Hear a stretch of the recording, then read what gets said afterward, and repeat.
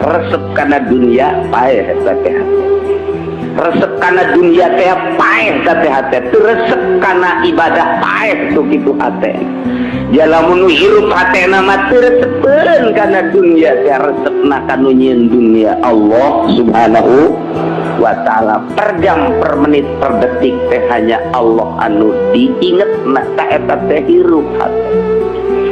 Urang mau boro-boro di luar sholat, di jero sholat teu inget kata ka Gusti Allah lah teu inget ngayal urang keur sholat teh jadi ngeunakeun nikmat ngayal teh ngeunakeun hiji kanikmatan bae geus lokoda sholat teh ngayal.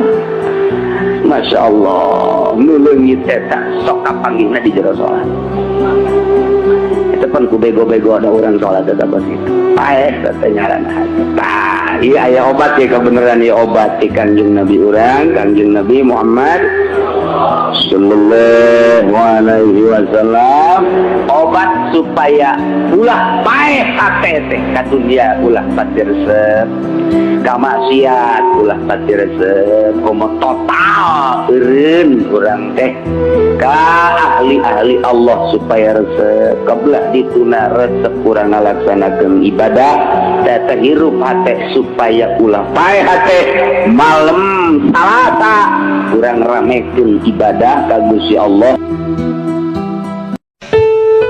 Cuman nu bahayana teh nu bahayana urang kaajak teh ku nafsu wayah jubu nu bakal ngahijab.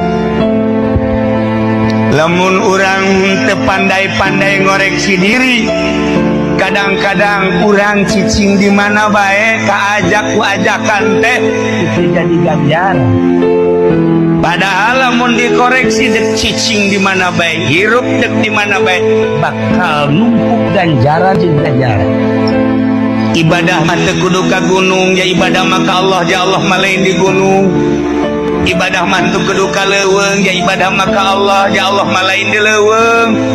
Ibadah mah teu kudu ka pondok pesantren ya Allah mah lain di pondok pesantren di mana bae ge aya. Ibadah mah teu kudu di majelis talim teu kudu di masjid teu kudu di mana bae nu penting bisa nu penting bisa ta ieu ngabisakeun ibadah ieu nu hese